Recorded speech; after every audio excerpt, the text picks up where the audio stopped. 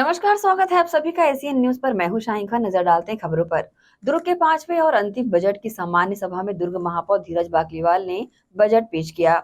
Budget लाभ का था। इस दौरान उन्होंने शेरो शायरी के अंदाज में सभा को संबोधित किया। दुर्ग निगम की 5वीं और अंतिम बजट की सामान्य सभा गुरुवार को निगम परिसर स्थित श्रद्धेय मोतीलाल वोरा सदन में आयोजित की गई, जिसमें नगर निगम के आय और खर्च पर चर्चा की गई। इस दौरान सत्ता पक्ष और विपक्ष के पार्षदों ने अपनी बातें रखी।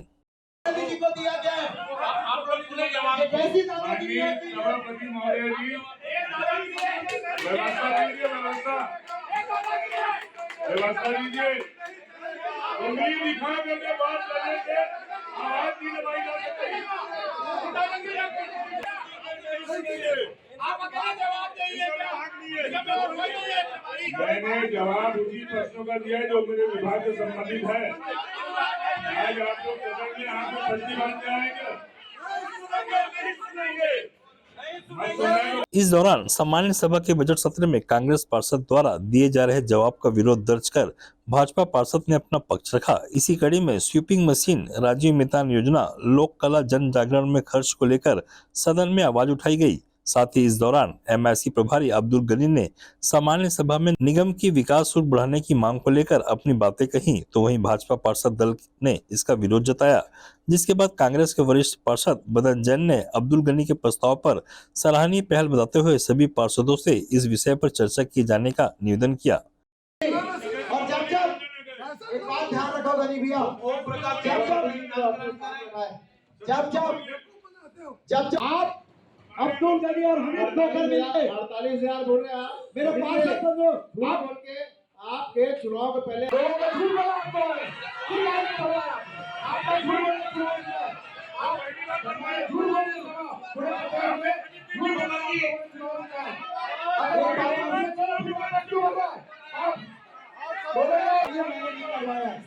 आप चीटिंग बहुत करते हैं। माननीय महापौर जी, आप एक से रखते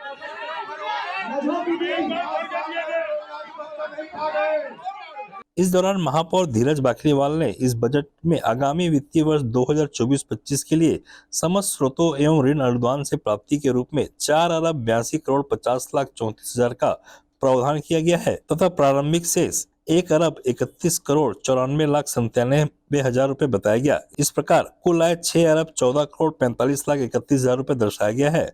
कुल मिलाकर इस बजट सभा में कुल 10,55,000 का लाभ का बजट प्रस्तुत किया गया। इस संबंध में महापौर ने अपनी प्रतिक्रिया दी।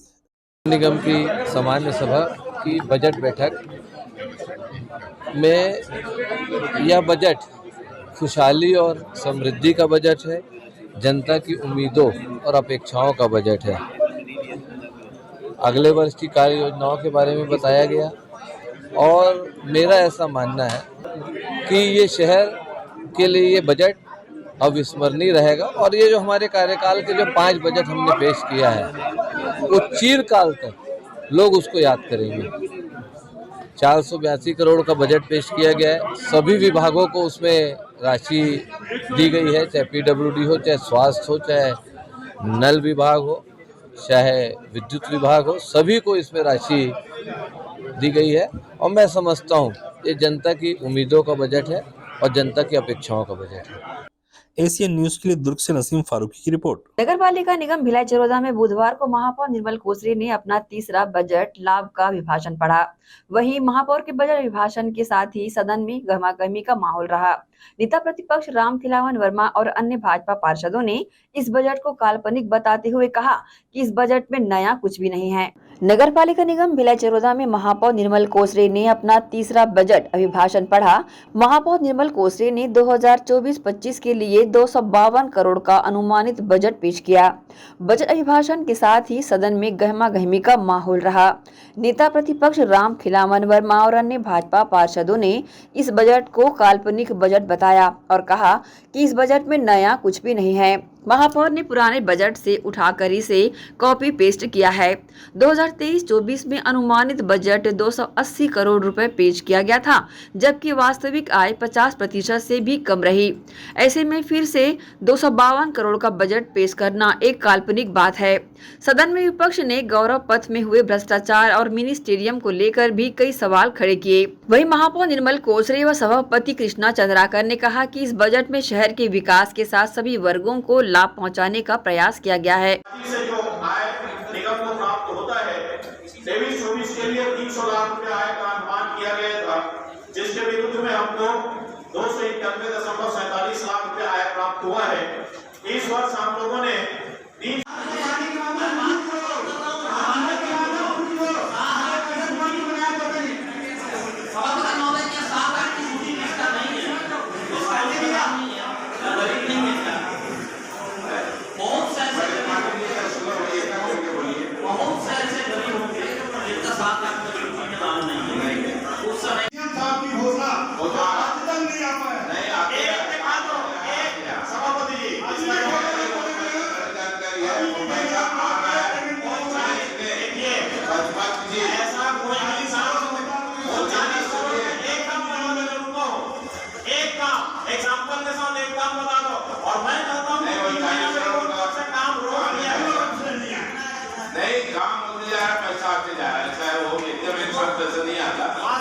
राशि का प्रावधान रखा है। इनके अलावा जो खेल के क्षेत्र हैं उनको भी बढ़ावा देने के लिए हम लोगों ने उनमें प्रावधान रखा है। स्वास्थ्य, शिक्षा और ज़्यादा से ज़्यादा महिला स्व सहायता समूह को हम लोग काम दे सकें, इसके लिए भी यूपा के तहत हम लोगों ने प्रावधान रखा है। देखिए, पूर्ववर्ती सरकार ने, माननीय मुख्यमंत्री भूपेश बघेल जी ने, मैं आपको बताना चाहूँगी 14 करोड़ 67 लाख रुपए की राशि की स्वीकृति हमको 9वें महीने में मिल चुका था और सिरसा गेट चौक के लिए 3 करोड़ 43 लाख रुपए की राशि की स्वीकृति हमको मिल चुका था। लेकिन जब सरकार बदली और सरकार बदलने के बाद वर्तमान की सरकार ने उस काम में अभी रोक लगा दिया है। आप लोगों को भी विदित होगा कि न केवल भिलाई चरोदा का अपितु पूरे दुर्ग जिले के 500 करोड़ से ज़्यादा की राशि राज्य सरकार ने रोक दिया है। हम लोगों ने फिर से पत्र उनको भेजा है। मेरे ही नगर निगम 25 करोड़ का बजट वापस चला गया। इसमें हमारा नगर पालिका निगम भिलाई चरोदा थोड़ा से उसमें कमी आ गया करके हम लोग उस कार्य को नहीं करा पा रहे हैं। इसमें शोर शराबा हुआ, इसी कारण बात हुआ पार्षद को भाजपा का कि ये सनी हो रहा है। हमने उनको बताया कि आपके शासन आने के बाद जो योजना थी उसको वापस ले गए हैं, तो आप लोग अभी आए इस शासन में आप लोग दिलाइए, हम लोग काम करेंगे, क्योंकि हम तो जनता के चुने हुए जनप्रतिनिधि हैं। जितना विकास का कार्य होगा, कोई भी कार्य भाजपा कांग्रेस हम नहीं देखेंगे और इस कार्य को हम लोग करेंगे। ये आशा के साथ हम लोग बजट को पास किया और सर्वसम्मति से पास करने के बाद उसको जय भारत जय छत्तीसगढ़ बस घिसी पिटी वो बजट पेश कर रहे हैं, वही कॉपीराइट जो बजट पिछले समय 3 साल से देख रहे हैं वही बजट। अरे 122 लाख का बजट आप लाभ का बजट दिखा रहे हो। यहाँ पे कर्मचारी तरस रहे हैं। यहाँ के पूरे वार्ड 40 वार्ड में ऐसा कोई वार्ड ना हो जो पानी से अछूत ना हो, सभी पानी। बहरहाल गहमा गहमी के बीच सभापति कृष्णा चंद्राकर ने सर्वसम्मति से बजट पारित किया। एसीएन न्यूज के लिए शैलेंद्र खरे की रिपोर्ट। यहाँ रुकेंगे छोटे से ब्रेक के लिए, जल्द हाजिर होते हैं। आप सब बने रहिए एसीएन न्यूज के साथ।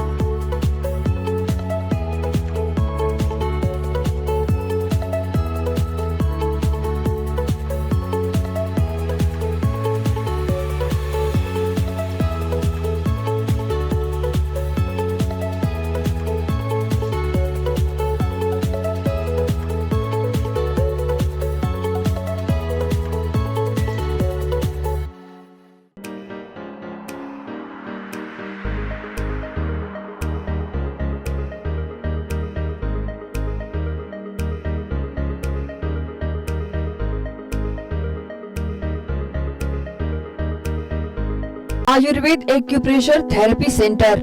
चर्म रोग, दांत खाज, खुजली, चेहरा पर किसी प्रकार की झाइयाँ, दाग धब्बे, फोड़ी फुंसी, प्रेगनेंसी, स्ट्रेच मार्क आदि का गारंटेड इलाज। जी हाँ, आयुर्वेदिक एक्यूप्रेशर थेरेपी सेंटर। यहाँ पर आयुर्वेदिक दवा एवं एक्यूप्रेशर थेरेपी द्वारा बिना ऑपरेशन किए बवासीर, भकंदर, हाइड्रोसिल, गुप्त रोग, चर्म रोग का इलाज किया जाता है। बवासीर, भकंदर, फिशर का बिना ऑपरेशन इलाज मलद्वार की जितनी भी पुरानी तकलीफ हो, जैसे खून आना, चुभने जैसा दर्द होना, जलन, मस्सा, मवाद आना, पेट साफ न होना आदि का जड़ से गारंटेड इलाज। गुप्त रोग, शादी के बाद या शादी के पहले बचपन की गलतियां, उम्र की अधिकता या किसी भी कारण से मर्दाना कमजोरी, शीघ्र पतन, शादी के नाम से डर लगना, बच्चा न होना, पेशाब में जलन, स्वप्न दोष, शारीरिक कमजोरी, थकान आदि बीमारियों सहित हाइड्रोसिल का बिना ऑपरेशन गारंटेड इलाज। महिला गुप्त रोग, बवासीर, भकंदर, फिशर का बिना ऑपरेशन जड़ से गारंटेड इलाज। माहवारी गड़बड़ी, सफेद पानी जाना, हाथ पैर में जलन, दर्द, कमर में दर्द, बच्चा न होना, मिर्गी, पुराने से पुराना घाव, गैंग्रीन का इलाज किया जाता है। हमारा पता डॉक्टर हीरा, गया नगर, दुर्ग। मोबाइल नंबर 9981659182 और भिलाई में 18 नंबर रोड, पटेल डेयरी के पास, camp 1 Bhilai. Mobile number 8815563954।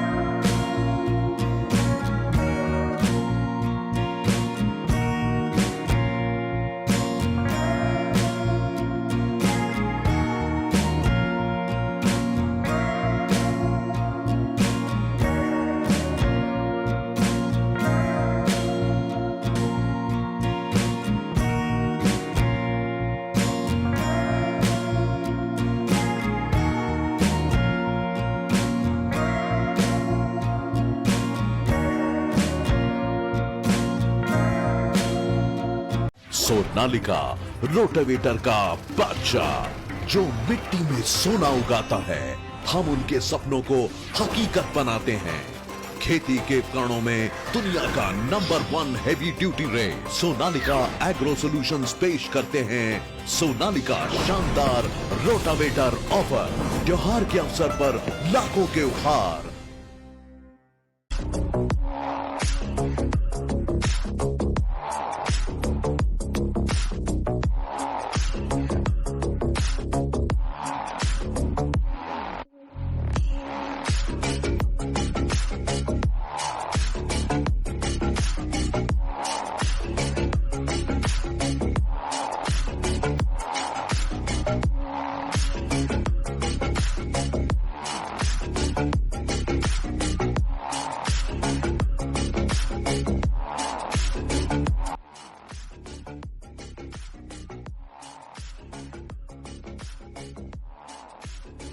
Break के बाद आप सबका स्वागत है। दुर्ग के ग्राम गनियारी में डबल मर्डर का मामला सामने आया है, जहां दादी और पोती की धारदार हथियार से निर्मम हत्या कर दी गई। घटना की जानकारी लगते ही फैली सनसनी में एक ही परिवार में 2 लोगों की हत्या से हड़कंप मच गया, जिसके बाद मौके पर पहुंची दुर्ग पुलिस ने हत्या के कारणों का पता लगाने में जुट गई।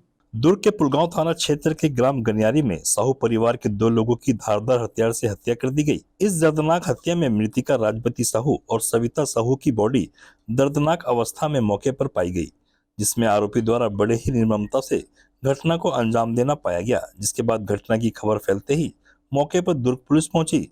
दुर्ग पुलिस ने बारीकी से स्थल का जायजा लिया और कातिल आरोपी की तलाश में जुटी हुई है। गौरतलब है कि ग्राम गनियारी के सड़क किनारे मौजूद घर पर मृतिका रहा करती थी, जिसमें अकेले होने के कारण पोती सविता रात में सोने आती थी। मृतिका सविता साहू 11वीं कक्षा की छात्रा थी। वहीं गांव में ही इस परिवार के 5 मकान हैं। मृतिका राजवती का पति अर्जुन साहू रायपुर मंत्रालय में वृत्ति के पद पर कार्यरत है। तो वहीं मृतिका राजवती के 4 बेटे हैं, जिनमें से सबसे छोटा बेटा एक अपराध में जेल में बंद है। तो वहीं बाकी के 3 बेटे गांव में ही अलग अलग मकानों में रहकर अपना गुजर बसर करते हैं। वहीं मिली जानकारी के अनुसार अक्सर दादी के अकेले होने पर पोती रात को सोने जाया करती थी। आज सुबह जब मृतिका का बड़ा बेटा घटना स्थल वाले घर पर मवेशियों को चारा देने पहुंचा, तब इस घटना की जानकारी हुई। घर के बाहर खुले पानी टंकी के पास फैले खून से घर के भीतर घटना होने की आशंका से दरवाजा खोलने पर हत्या की जानकारी हुई। इसके बाद तत्काल परिवार के बाकी सदस्यों सहित ग्रामीण पहुंच गए। इसकी सूचना पुरगांव थाना को दी गई। पुलिस ने मौके पर पहुंचकर जांच शुरू की है। डॉग स्क्वाड के अलावा फोरेंसिक एक्सपर्ट भी मौके पर जांच कर रहे हैं। पुलिस जांच के सभी तरीके अपना रही है। वहीं दुर्ग पुलिस विभिन्न एंगल से मामले की जांच कर रही है। साथ ही दुर्ग एसपी जितेंद्र शुक्ला भी मौके पर पहुंचकर वास्तु स्थिति का जायजा लिया। इस संबंध में एसपी और एडिशनल एसपी ने जानकारी दी। ये थाना पुलगांव के गनियारी का मामला है। इसमें एक पुलिस को सूचना मिली थी कि एक जो बुजुर्ग महिला और उसकी जो पोती है वो घर में उसको मृत पाया गया है और किसी धारदार हथियार से उसकी हत्या की गई है। पुलिस तत्काल यहाँ पे पहुंची, फॉरेंसिक टीम के साथ पहुंची है। साइबर और एसएसयू की टीम है और थाना पुलिस पुलगांव की भी पुलिस यहाँ पे मौजूद है। अभी पुलिस के द्वारा इसमें जाँच की जा रही है। सभी एंगलों पर अभी प्राथमिक दृष्टिया तो देखने से लग रहा है कि हत्या का मामला है और सभी एंगल से जाँच की जा रही है। इसमें ये देखने से लग रहा है कि धारदार हथियार जैसे टांगी वगैरह से मार के हत्या की गई है। अभी उसके संबंध में फॉरेंसिक की टीम आई है, फॉरेंसिक वैज्ञानिक आए हुए हैं। अभी सभी जो एविडेंस को कलेक्ट किया जा रहा है। पुलिस 3-4 एंगल हमारे सामने हैं, उन सभी एंगलों पे जांच कर रहे हैं। जैसे ही कुछ मिलेगा तो जानकारी मिलेगी, आपको ब्रीफ किया जाएगा। सर, आज गनियारी गांव में डबल मर्डर का मामला आया है। इस मामले में अब तक पुलिस की तफ्तीश कहां तक पूरी हो पाई है? आज सुबह करीब 6:30 बजे 112 को गनियारी गांव से सूचना मिली कि यहाँ पे मर्डर हो गया है। उसकी सूचना पे तत्काल पुलगांव थाना प्रभारी और सीएसपी दुर्ग के हमरा में टीम भेजी गई और 7 बजे के आसपास से वहाँ पुलिस मौजूद है।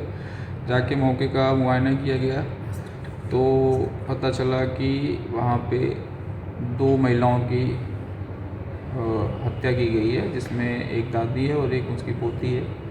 दादी का नाम वेदवती साहू और पोती का नाम सविता साहू है। दोनों की उम्र ऑलमोस्ट करीब 65-63 और 19 साल के आसपास है। हत्या जो है वो टंगिया जैसे मतलब हथियार से की गई है और दोनों के अपर सर के ऊपर और गर्दन के ऊपर वाले पार्ट में मतलब प्रहार हुआ है। और बाकी सारी चीज़ें वहाँ पे एफएसएल की टीम और बाकी पुलिस टीम मौजूद है और वहाँ से साक्ष्य इकट्ठा करके सभी पहलुओं पे जांच करते हुए हम कोशिश कर रहे हैं। विवेचना जारी है कि मतलब जल्द से जल्द जो भी हत्यारा है जो उसने भी हत्या की है उसको पकड़ा जाए। अभी कुछ भी कहना मतलब मुश्किल है और प्रथम दृष्टया कोई ऐसा दिख रहा है कि कोई नोन पर्सन है जो घर में एंट्री किया है। अब वो देखने का है कि कहाँ किसने किया। एशियन न्यूज के लिए दुर्ग से नसीम फारूकी की रिपोर्ट। नगर निगम भिलाई चरोदा द्वारा महाशिवरात्रि पर परंपरागत रूप से मनाए जाने वाले देव बलौदा महोत्सव इस वर्ष 8 एवं 9 मार्च को मनाया जाएगा, जिसमें पहले दिन महोत्सव का उद्घाटन सांसद विजय बघेल करेंगे। वहीं अगले दिन समापन समारोह में पूर्व मुख्यमंत्री भूपेश बघेल को मुख्य अतिथि के रूप में आमंत्रित किया गया है। वहीं स्थानीय विधायक डोमनलाल कोरसेवाड़ा दोनों दिन कार्यक्रम में बतौर अध्यक्ष शामिल रहेंगे। देव बलौदा महोत्सव का आयोजन 8 और 9 मार्च को भिलाई चरोदा निगम द्वारा किया जाना है। विद्यार्थियों की परीक्षा का समय देखते हुए रात 10 बजे तक ही सांस्कृतिक कार्यक्रमों का मंचन किया जाएगा। बता दें, नगर निगम भिलाई चरोदा के द्वारा देव बलौदा वार्ड में कलचूरी कालीन पुरातन शिव मंदिर क्षेत्र में प्रतिवर्ष की भांति इस वर्ष भी सांस्कृतिक कार्यक्रमों का आयोजन किया जाएगा। पहले दिन 8 मार्च को कार्यक्रम का उद्घाटन दुर्ग लोकसभा के सांसद विजय बघेल के मुख्य आतिथ्य में संपन्न होगा, तो वहीं कार्यक्रम की अध्यक्षता अहिवारा विधायक डोमनलाल कोरसेवाड़ा द्वारा किया जाएगा। वहीं दूसरे दिन कार्यक्रम का समापन 9 मार्च को होगा। समापन पर पूर्व मुख्यमंत्री भूपेश बघेल के आतिथ्य एवं अहिवारा विधायक डोमनलाल कोरसेवाड़ा की अध्यक्षता में संपन्न होगा। जी भी बताएंगे। नगर निगम भिलाई चरोदा के द्वारा प्रतिवर्ष की भांति इस वर्ष भी देव बलौदा महोत्सव का आयोजन महाशिवरात्रि के दिन 8 मार्च और 9 मार्च को किया जा रहा है।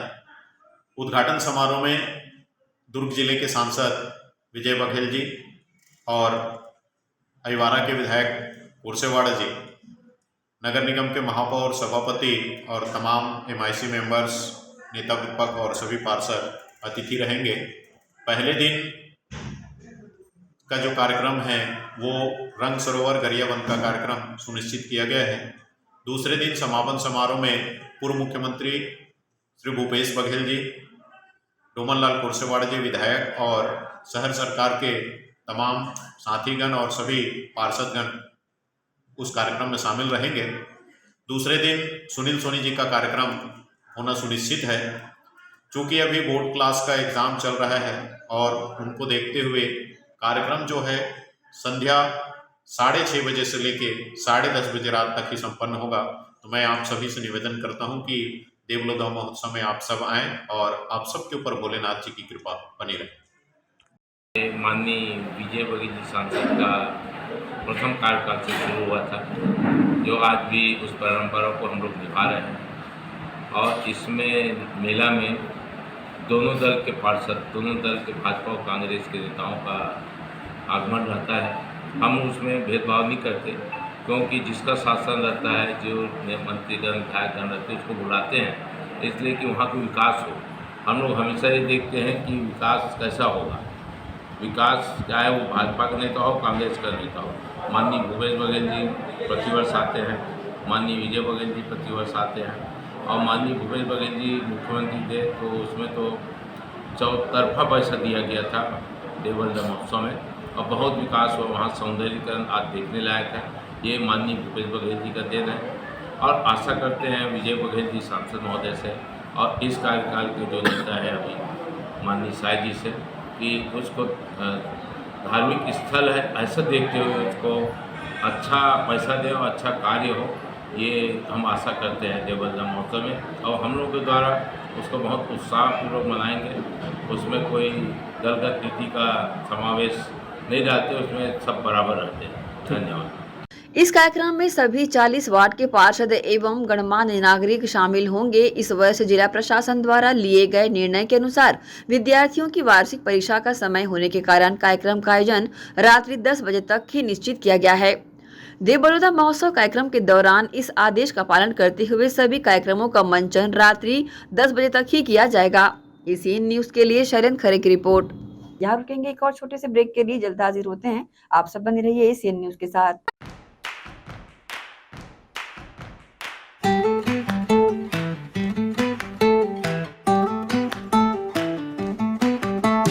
नन्हे नन्हे प्यारी जान, पढ़ेंगे लिखेंगे तभी तो बनेंगे भारत की पहचान। बच्चों से ही है कल का भविष्य, तो आइए उदय पब्लिक स्कूल में जल्द ही एडमिशन कराइए। जी हाँ, एडमिशन शुरू हो चुके हैं। नर्सरी से कक्षा 8वीं तक आपके निकट उदय कॉलेज कैंपस नियर एसीसी बोगदा पुल, नंदनी रोड, जामुल, भिलाई में स्थित 2019 से गुणवत्ता भर शिक्षा प्रदान करने वाला आपके क्षेत्र में पहली बार, जिसका नाम है उदय पब्लिक स्कूल। जी हाँ, सभी कक्षाओं के लिए निःशुल्क प्रवेश। स्कूल नर्सरी से कक्षा 8वीं तक के लिए इस वर्ष प्ले ग्रुप की भी शुरुआत की जा रही है। सरकार द्वारा 25% छात्रों के लिए मुफ्त शिक्षा प्रदान की जाएगी। प्रवेश के लिए जल्दी करें। बस वैन की सुविधाएं भी उपलब्ध है। पुस्तकालय सुविधाएं है, सीसीटीवी कैमरा, संगीत कक्ष, खेल और सांस्कृतिक गतिविधियां, मल्टीपर्पस हॉल। महत्वपूर्ण दिन और त्योहारों को भी यहाँ मनाया जाता है। कंप्यूटर लैब और स्मार्ट क्लास शिक्षण सुविधाएं भी उपलब्ध की जाती है। अग्नि सुरक्षा के लिए भी सुविधाएं उपलब्ध है। बच्चों के अंग्रेजी बोलने पर भी महत्वपूर्ण ध्यान दिया जाता है। तो फिर देरी किस बात की, जल्दी कीजिए, क्योंकि एडमिशन शुरू हो चुके हैं उदय पब्लिक स्कूल में। आपके निकट उदय कॉलेज कैंपस, निकट एसीसी बोगदा पुल, नंदनी रोड, जामुल, भिलाई में।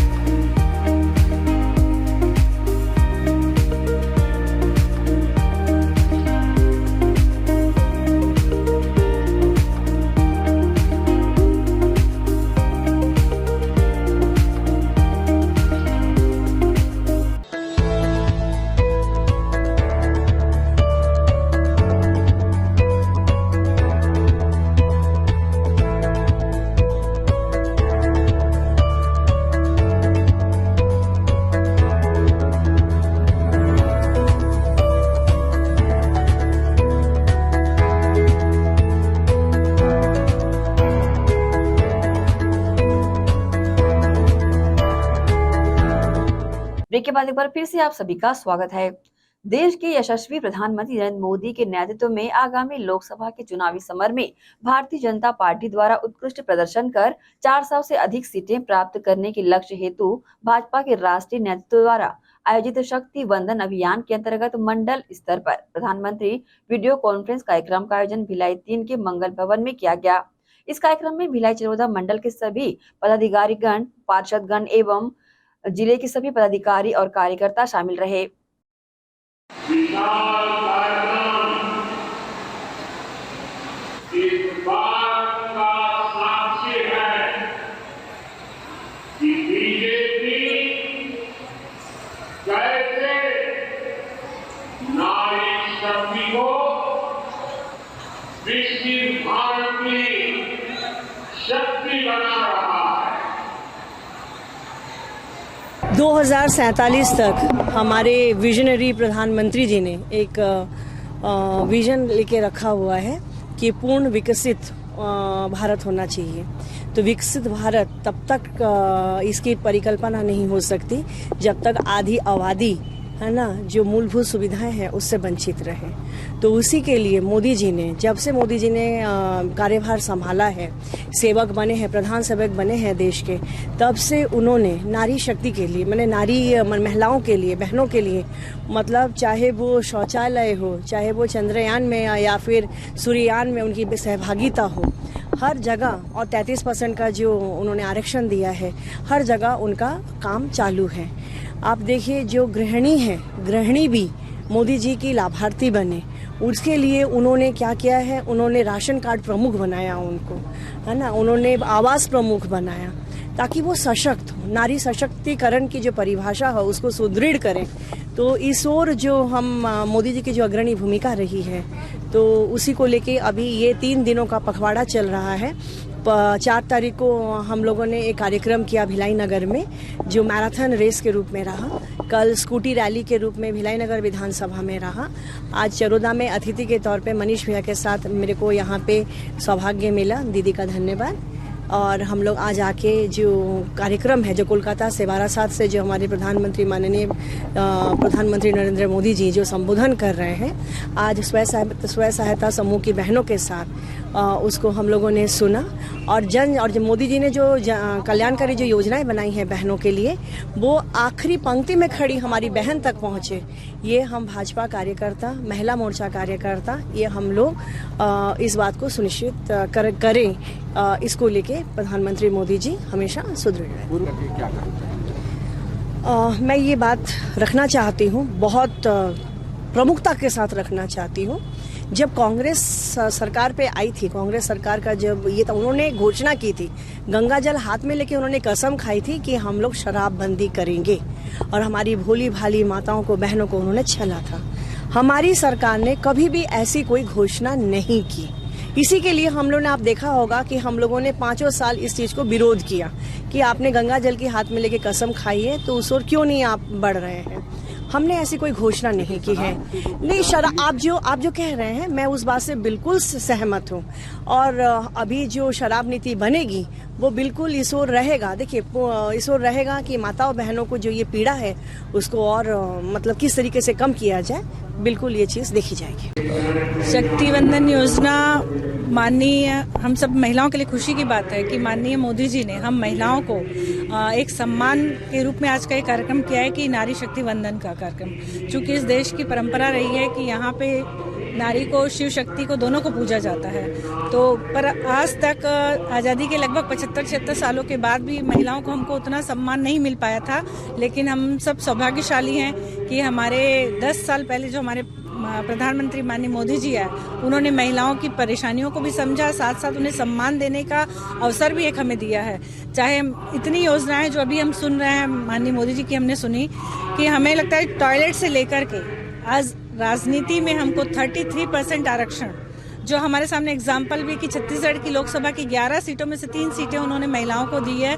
तो आप ये मानिए कि माननीय मोदी जी सिर्फ नारी शक्ति वंदन कार्यक्रम करते ही नहीं है, उसे अमल में भी लाते हैं। और जब से वो बने हैं तब से महिलाओं को उज्ज्वला योजना, पानी की योजना, मतलब घर की छोटी जरूरतों से लेकर राजनीति में चाहे बाहर समाज में बड़े नेतृत्व देने के अवसर देने में माननीय मोदी जी पीछे नहीं है। आज उसी की एक परिणति नारी शक्ति वंदन कार्यक्रम है, जिसमें माननीय मोदी जी अपने दिल की बात अपनी बहनों से शेयर करना चाहते हैं और बहनों का सुनना चाहते हैं। इसी परिप्रेक्ष्य में यह कार्यक्रम आयोजित था। पूरे देश में आज महिला स्व सहायता समूह के जरिए सभी देश की आधी आबादी तक अपना विषय पहुंचाने के लिए माननीय मोदी जी ने, भारतीय जनता पार्टी ने एक कार्यक्रम आयोजित किया है।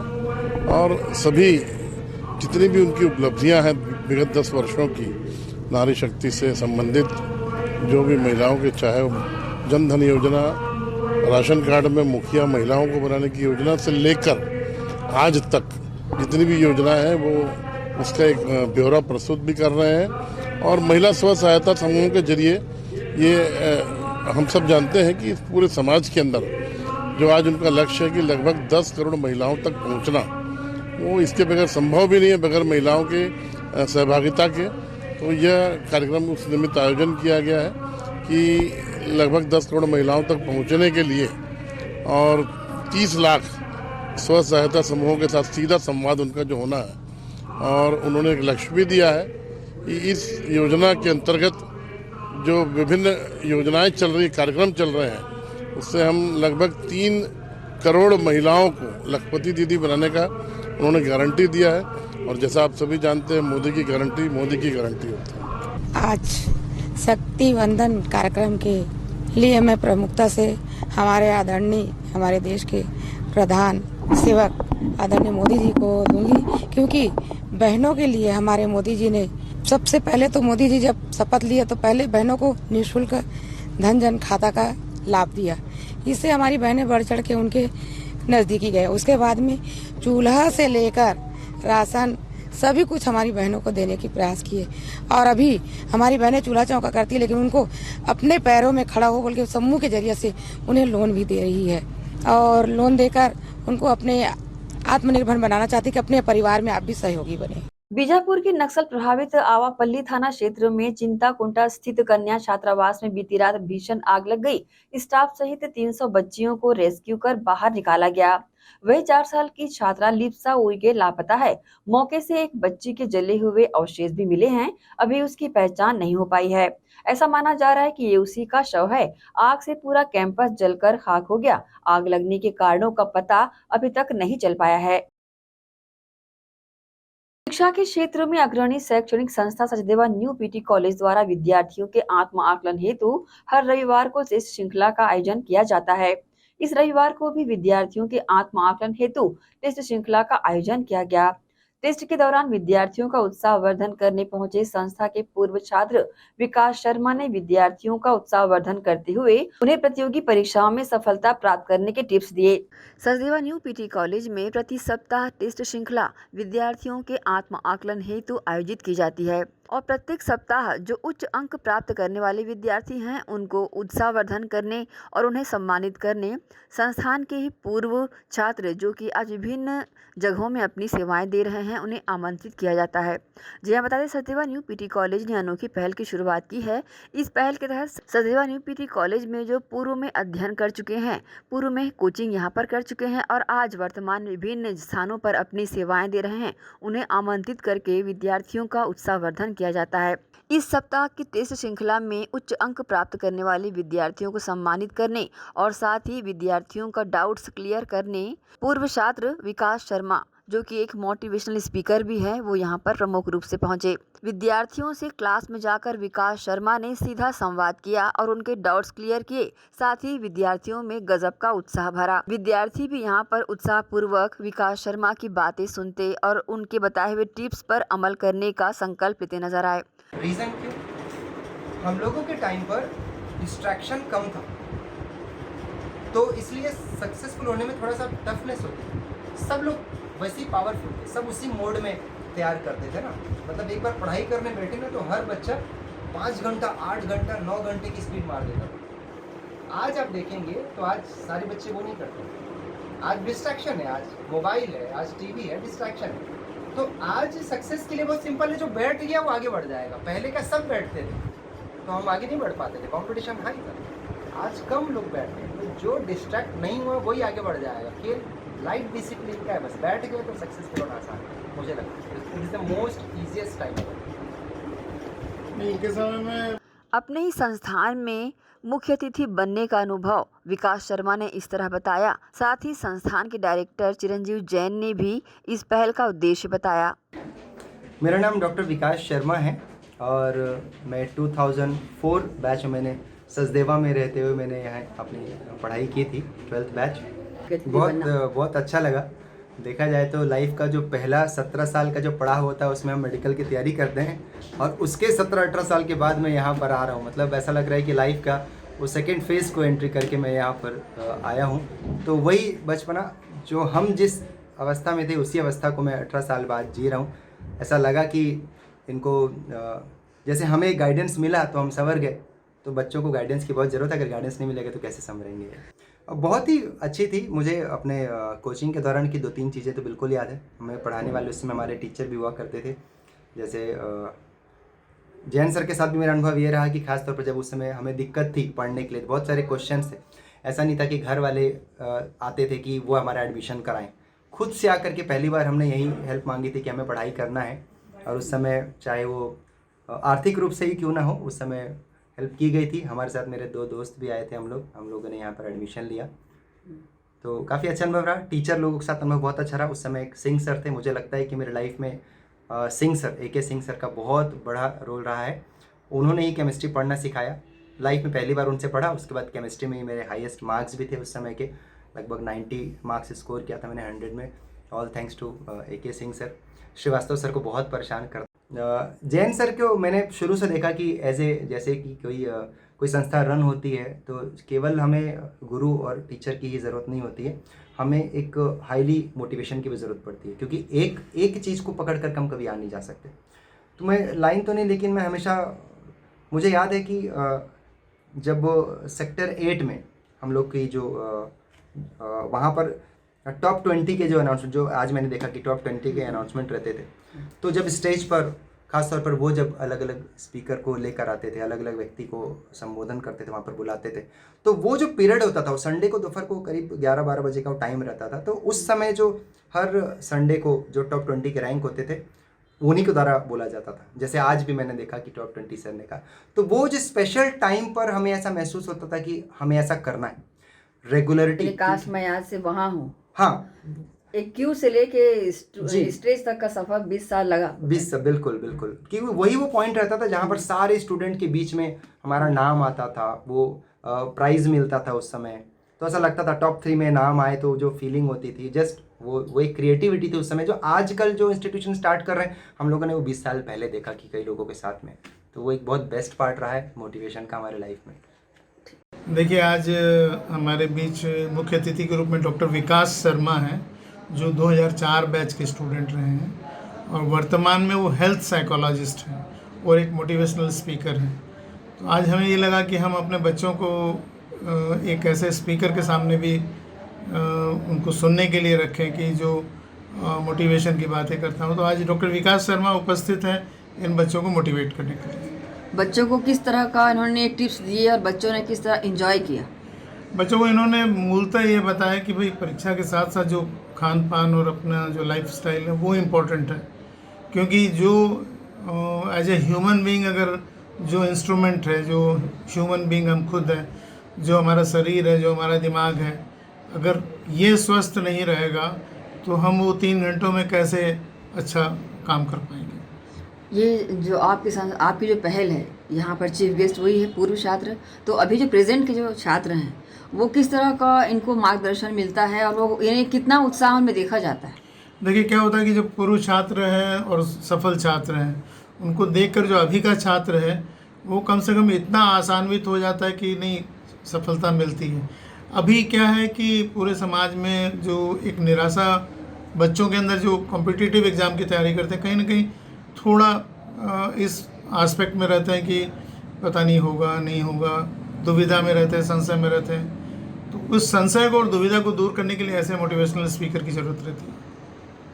बहरहाल उच्च अंक प्राप्त करने वाले विद्यार्थियों को विकास शर्मा ने सम्मानित किया। एसीएन न्यूज़ के लिए शाहीन खान की रिपोर्ट।